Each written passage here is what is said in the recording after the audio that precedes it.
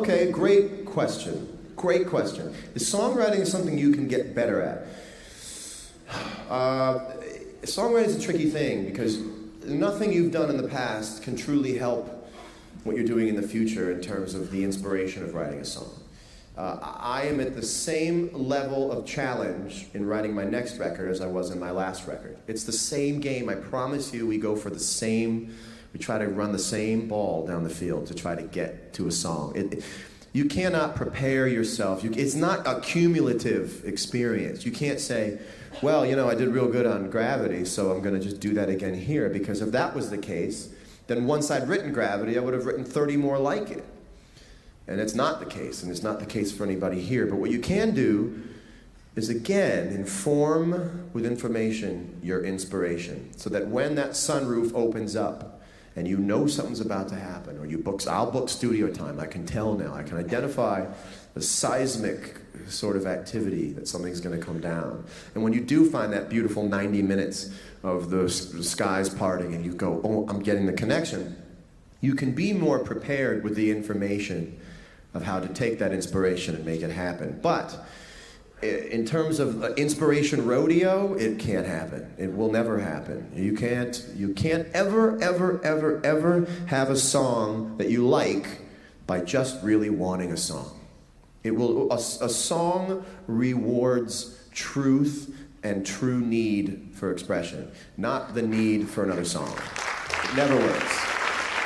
What was it about Stop This Train that made you think it wouldn't be a radio hit? Because when I listen to that, that sounds like magic to me. Well, it is. Thank you. It is. Okay, that's another good question. You just sort of have to understand what the capacity, what the expectation is. Stop This Train is, okay, maybe they would have put it on the radio, but they would have edited the hell out of it. And I didn't want it edited. The soul of that song from the very beginning dictates what it wants to be. So you don't have to cut corners on it. When you write a song that has a killer chorus, you may have to do a little selling out on it. You have to do a little selling out. But on Stop This Train, I went, this is beautiful and cinematic and lush, and I don't expect most people. Understanding someone's attention span is not thinking they're dumb. It's working within somebody's mind frame. And I just think after you go from Disturbia into bling, ling, ling, ling, ling, ling, ling, ling. It's a lot to ask of Joe Sixpack, as you would say. It's a lot to ask. And I want to be able to do all things. And maybe me and all my friends gets people into the record to go, wow, Stop This Train. I never heard anything like that. I love that. Instead of going, stop this train. It wouldn't work. And I think if you can understand, it's basically know your audience 101 is what that is. I want to ask another question. Who here would never compromise their art for success? You would never compromise your art if you're going to put your hand up. Good. That's the end. You do compromise your art for success. When people say you go in that office and you don't compromise a thing, you're going to walk out with nothing. Because really what they mean to say is don't compromise the things you can't live without. You can compromise a bunch. All right, you know what? I can take that part of the song out for the radio edit. I can do it. Fine. When somebody says you got to cut a verse out of Stop This Train, then I go, I can't do that. That I can't do. So compromise is huge, and you learn how to compromise that which you can give away and defend that which you can't. And very often they are back to back in sort of a trade. You know, co-writing is very difficult because you take on someone else's ego as well. If you go into the studio and you go to co-write and you get nothing, not only are you upset because you didn't have anything, but you now feel empathy-wise upset that you went into a studio with this person and you couldn't give them anything. Which is why I'll always say, let's just go in the studio, and if it doesn't work, we'll just get Chinese food and watch TV for a half an hour and then we'll be done.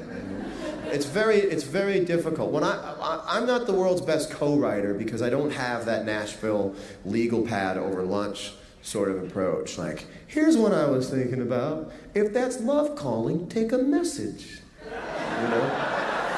I don't have that. But what I can do is listen to people. And a lot of times, like in the case of Eric, or in the case of Alicia, you can listen to them as a fan and go, as a fan, here's what I want to hear you sing. When I did a song with Buddy Guy, and it was I've Got Dreams to Remember by Otis Redding, and all I wanted to do was hear Buddy sing it. And as a fan, I went, here's what I'd like to hear. So when you go into writing with someone, for me, I go, here's what I want to hear you do. And I think for me, the most successful writing project I've had was with Alicia on her last record, on the song called Lesson Learned.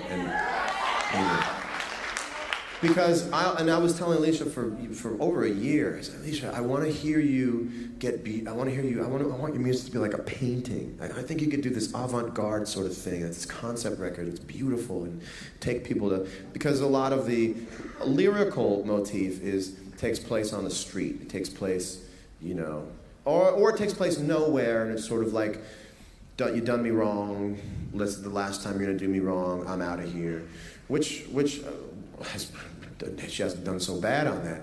But what I wanted to hear was this sort of, when she goes, he broke my heart, and now it's raining just to rub it in. You go, wow, it's raining just to rub it in.